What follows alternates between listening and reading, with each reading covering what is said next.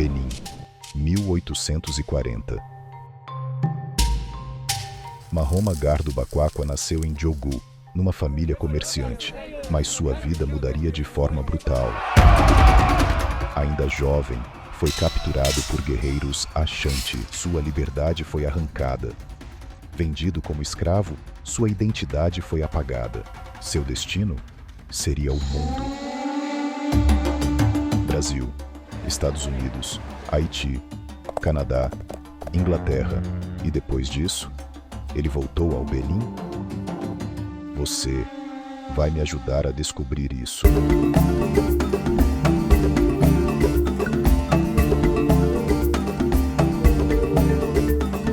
Griot, Episódio 2. Bakwakwa, um game mob content.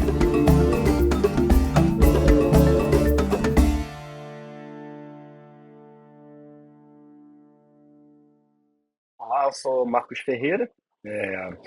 No projeto eu atuo como diretor geral, criativo, e também como produtor executivo, que são funções que eu desempenho normalmente na empresa, na Mob Content, que é a empresa que foi selecionada. A empresa existe há 15 anos, praticamente, e sempre trabalha essa interseção entre cultura, tecnologia, impacto social, assuntos relevantes, audiovisual também.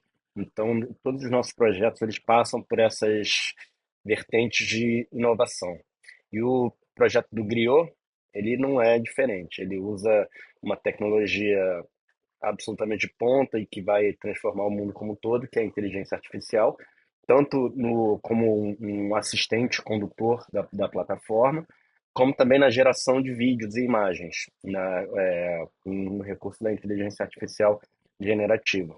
O projeto ele existe há bastante tempo. Ele tinha uma outra versão bem diferente, o mesmo nome, mas bem diferente, com um aplicativo mobile, que tinha sido desenvolvido por volta de 2018, 2019, pré o crescimento da inteligência artificial. Então, à época, a gente fez com os recursos que a gente tinha, e funcionava mais como uma narrativa georreferenciada, um aplicativo que você levava para a rua para acompanhar a história. Nessa versão, o objetivo é, bem, por um lado, você descobrir a história desse personagem Bakwakwa, através dos vídeos que vão sendo mostrados da história dele, continente a continente, e também através da plataforma do assistente Griot, que conversa com você, você descobre lacunas da história de Bakwakwa, analisando documentos reais, documentos da época, históricos.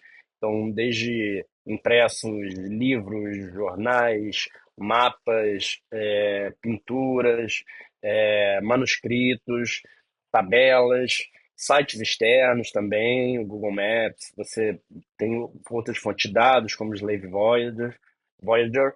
Então, ele é um estímulo para pesquisa histórica real, né? Funcionando ali a vera. Você entra no jogo e você tem uma série de documentos ali na lateral a cada fase, né? E aí você acertando os desafios, você passa de fase. São 6 fases: África Ocidental, Brasil, Haiti, Estados Unidos, Inglaterra e o retorno dele à África. Cada um conta com um vídeo de mais ou menos 1 minuto que explica um pouco da passagem desse personagem do Bakwakwa.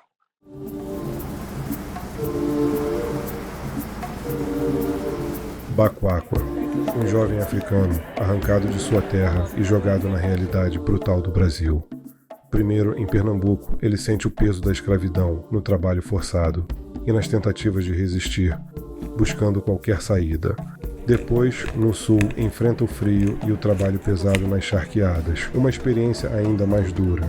No Rio de Janeiro, é forçado a adotar um novo nome, uma nova fé, uma tentativa de apagamento total, mas o desejo de liberdade permanece e sua chance surge em Nova York, onde ele finalmente escapa e transforma sua dor em uma história que inspira o mundo a jamais esquecer.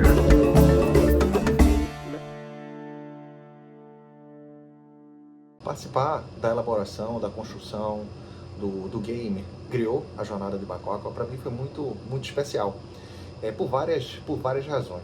Eu diria que eu posso talvez apontar 3.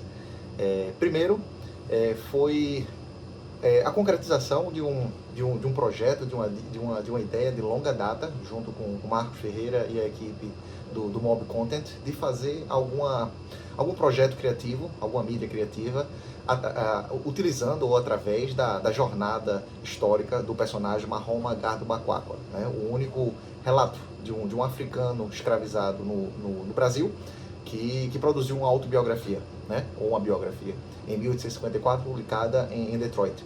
Baco-Aqua, como a gente sabe, ele nasceu de uma família muçulmana, onde hoje é o norte da República do Benin, e foi escravizado em Pernambuco, no Rio de Janeiro, Rio Grande do Sul, até conseguir a sua liberdade através de uma fuga para Nova York, o Haiti, o Canadá, onde ele começou a escrever a sua autobiografia, e finalmente publicada em Detroit, né? A partir disso, ele vai para a Inglaterra, e há a possibilidade dele ter inclusive chegado à Serra Leoa e à Libéria, como as minhas pesquisas apontam essa possibilidade.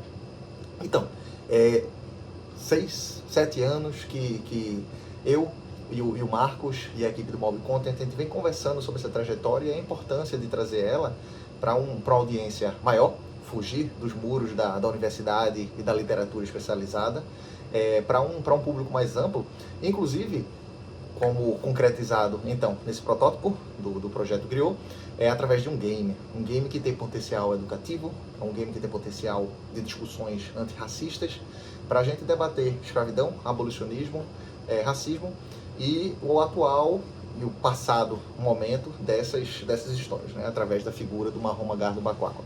Número 2, foi um projeto em que não só, vamos dizer assim, esse produto final é interessante, mas eu acredito que a metodologia que foi desenvolvida no processo para mim foi igualmente relevante e fascinante, eu diria também. Foi um projeto, quando a gente pensa da elaboração, primeiro, das imagens e dos vídeos de inteligência artificial, extremamente original, né? Inclusive, a gente vê com o trabalho posterior de arte em inteligência artificial do Marcos, deu frutos interessantíssimos nessa ligação entre personagens históricos e o respeito à documentação histórica e a utilização de ferramentas especializadas de inteligência artificial para a elaboração de imagens e de vídeos desses personagens, né? E foi um projeto feito, realmente, essas criações de inteligência artificial em várias mãos, né? Do meu lado, enquanto historiador, para mim foi um prazer de trabalhar com a equipe técnica e artística do Mob Content na elaboração dessas peças visuais, porque eu vi o respeito da equipe técnica e artística para com os artefatos históricos. E é isso que muitas vezes os historiadores gostam, não? A gente é muito chato com isso, faz parte do nosso métier, né? O respeito com a documentação e o quanto que a gente pode descrever o passado, escrever sobre o passado e o que é que teria sido o passado através dessa documentação. Os historiadores fazem isso através vamos dizer assim, formalmente, através das mídias escritas. A gente faz livros, faz artigos científicos, livros paradidáticos, etc, etc. Com a equipe do Mob Content e o projeto Griot, a mídia era outra. Então houve a possibilidade de utilizar essas documentações históricas, descrições do penteado de Baco-Aqua, descrições de sua vila, descrições, inclusive algumas delas imagéticas, iconográficas. A gente tem duas fotos, 2 registros imagéticos, vamos dizer assim, de Baco-Aqua, né, que foram imputados dentro do software. O output permitiu a gente reescrever, recolocar, trabalhar em softwares de design para que aquilo fosse colocado de novo, para que a gente chegasse a algo mais próximo possível da descrição histórica, né? E da documentação histórica, que descrevia o físico dos personagens, que descrevia o físico dos cenários, né? E outros elementos. Então isso foi massa, né? De desenvolver essa metodologia que utilizava várias aplicações diferentes de inteligência artificial, vários profissionais da técnica e de artes e o historiador. Então, para mim, foi um prazer poder aprender nesse processo, inclusive desenvolver mais contribuir no desenvolvimento dessa metodologia. de um diálogo entre história e documentação histórica, a parte técnica e a parte criativa, artística, né? Que vocês vão ver como resultado também compondo o game. Então, primeiro, como eu coloquei, essa parte de longa data da trajetória do Baquaqua, né? Número 2, eu aponto essa questão da metodologia, do processo mesmo de desenvolver o game. E 3, eu acho que vai ser... Acho não, tenho certeza. A parte educativa e lúdica também tem um destaque muito interessante. É um jogo, né, que usa a inteligência artificial na elaboração das suas imagens, né, acompanhadas ou com o uso, através do uso da documentação histórica, mas também tem os desafios. Então tem um potencial pedagógico, antirracista e também conceitual para aprender a história do personagem, do contexto do personagem, através do game em si, dos desafios colocados pelo game. E foi o meu papel elaborar alguns desses desafios, né, com documentação histórica especializada, que veio das minhas pesquisas em diferentes arquivos, em diferentes países. Então a gente vai ter documentação dos Estados Unidos, documentação do Brasil, documentação do Canadá, documentações referentes a países africanos, que estão aí, disponível no game, através de desafios, para que os jogadores possam se colocar nesse lugar, né, de tentar decifrar, de tentar ler, de tentar interpretar essa documentação e seguir através do griot, né, o narrador desse jogo, ou guia desse jogo, desses desafios. Então, vão jogar, vocês vão curtir e vão aprender. Mas esse é um pouco das informações do background da elaboração do jogo. Imagem de casarão com escravos trabalhando ao redor. Ao fundo, montanhas e vilarejos. 1847. Baquaqua chegou ao Haiti como homem livre, mas era um estrangeiro em uma terra desconhecida. Enfrentou a solidão, encontrou refúgio em tavernas e no álcool, perdido entre o passado e o futuro. Mas então o reverendo Jude o encontrou e lhe estendeu a mão. Na missão batista, Baquaqua descobriu propósito e fé. Entre trabalho e oração, ele renasceu, deixando para trás o cativeiro. Preparava-se agora para partir. Em breve, os Estados Unidos o aguardavam, e com eles, a chance de contar sua história ao mundo. Baquaqua embarca em nova expedição. A estética do jogo é um item importante. Ele foi criado a partir de referências visuais de uma artista, de uma designer, de ilustradora da África do Sul, Karabo Poppy, o nome dela. Ela tem esses traços que evocam a ancestralidade ao mesmo tempo que dão um tom moderno, e toda a construção é baseada em cima disso. O design ele segue tons mais terrosos, e esse é o lado mais da plataforma, né? No lado dos vídeos gerados, a gente seguiu uma linha mais cinemática, mais realista possível, e épica, né? Então, seguiu essa estrutura. Na geração dos vídeos, eu usei várias plataformas. Eu usei o Midjourney para criar as imagens, o ChatGPT para criar os prompts, e refinar os prompts, depois o Runway para gerar os vídeos, e tem um take que é de uma outra plataforma, que é o Sora. Então, assim, foi uma confluência de diversas plataformas para fazer a geração desse vídeo. E a locução é toda gerada também por inteligência artificial com Eleven Labs. Em 1849, Mahoma Gardo Baquaqua voltou aos Estados Unidos, deixando o Haiti e abraçando um novo começo. Com o apoio da Missão Batista Livre, ingressou no Central College, em Nova York, onde estudou por 3 anos e se tornou uma voz contra a escravidão. Em 1854, publicou sua autobiografia, um poderoso relato de sua luta por liberdade. Depois, seguiu para o Canadá, onde continuou sua missão de inspirar e sonhar com seu retorno à África. Em todo projeto de inovação, a gente encontra desafios inerentes à própria tecnologia. Muitas vezes está sendo desenvolvida, aprimorada, muitas vezes não tem o seu funcionamento pleno, e assim foi com o Griot. A gente usou diversas plataformas. Na IA generativa de imagens e vídeos, a gente esbarrou uma série de questões, principalmente sobre viés mais colonial, porque na medida que você tenta gerar imagens que sejam fiéis à África de 1840. Não só a gente tem poucos registros de lá, como esses registros também normalmente não fazem parte do banco de treinamento das plataformas de inteligência artificial. Então, esse foi um desafio, por exemplo, para gerar o Baquáqua na sua adolescência, com o cabelo que ele tinha, que é um triplo moicano. É uma das primeiras imagens ali do site também. Não foi possível gerar somente com inteligência artificial. Ele não conseguia gerar o triplo moicano, ele só puxava penteados mais modernos ou moicano simples. Então também aqui teve uma combinação com o Photoshop para ajeitar a imagem. E aí, a partir daí, essa imagem foi usada como referência em plataformas de inteligência artificial para gerar as demais. E ao mesmo tempo também a gente teve um esforço de ir envelhecendo ele aos poucos, né? Ele começa adolescente e, bem, e naturalmente vai, desculpa, naturalmente ele vai envelhecendo, né? Então, foi esse o processo na inteligência artificial generativa de imagem e vídeo. Já na locução também a gente teve um grande cuidado de usar uma locução que seja baseada na língua brasileira, o que nem sempre é fácil, né? Na maioria das personas, dos avatares ali para gerar locução são de pessoas estrangeiras, então isso também foi levado em conta. Já o assistente, ele por trás dos panos, ele funciona na verdade como 6 assistentes criados na plataforma da OpenAI.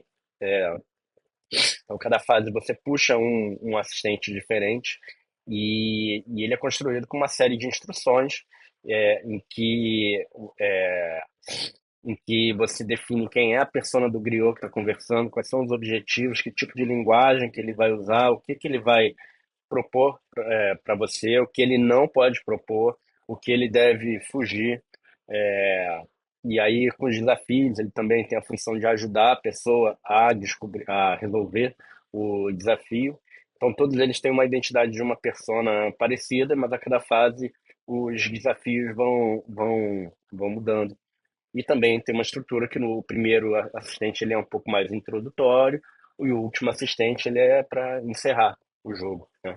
Então, foi um desafio essa criação dos assistentes, foram uma série de reparos ao longo do tempo. Ainda hoje é um desafio. Às vezes ele inventa coisas, às vezes ele alucina, às vezes ele inventa desafios. Ontem a gente estava testando e o Griot inventou um desafio de quanto tempo levava para ir a pé de Recife para Benin. E aí eu falei, ó, tem um oceano no meio.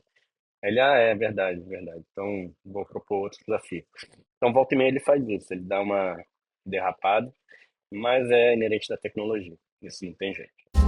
Em 1855, Baquáqua desembarcou na Inglaterra, decidido a transformar sua liberdade em uma causa. Em palestras emocionantes, ele contava sua história de escravidão e resiliência, conquistando o apoio de abolicionistas. Enquanto isso, planejava seu retorno à África como missionário, escrevendo cartas e estudando mapas, movido pelo sonho de reconexão com suas raízes. Mas, em 1857, o silêncio tomou conta. Sua última mensagem expressava o desejo de voltar para sua terra, mas o que aconteceu depois permanece um mistério. A acessibilidade é uma coisa muito importante no projeto. Os vídeos todos têm audiodescrição, legendas descritivas e libras. Todos eles com opção. Você pode alternar as opções para assistir os vídeos. Então, esse foi um caráter muito importante do projeto. A inclusão e a universalidade do. Após anos na Inglaterra, Baquáqua sonhava com um retorno à África. Em Liverpool, trabalhou como marinheiro, navegando pelo Mediterrâneo enquanto reunia recursos para sua jornada.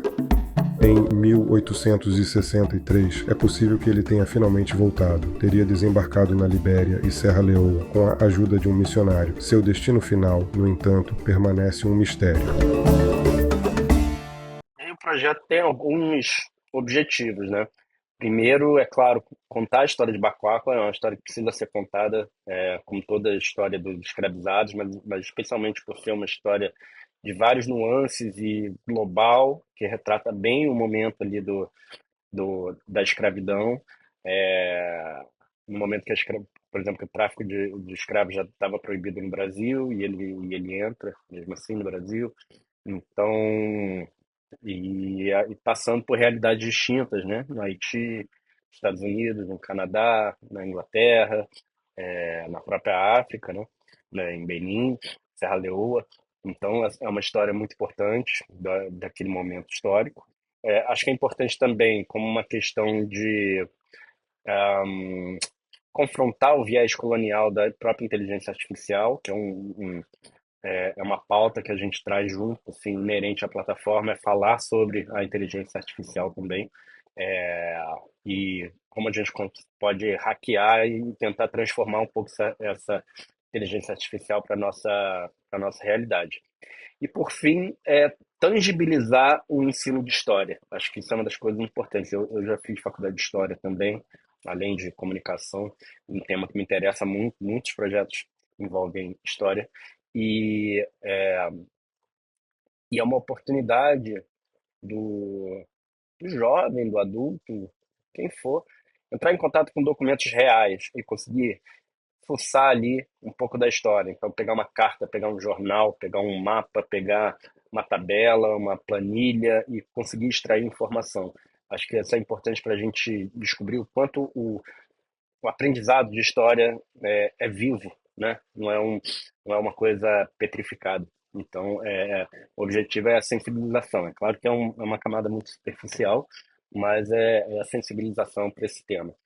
E aí eu espero que seja uma experiência interessante para todos.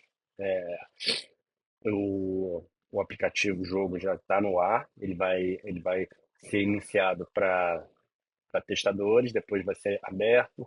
É um edital de protótipo, então ele tem questões de acabamento como um protótipo, mas é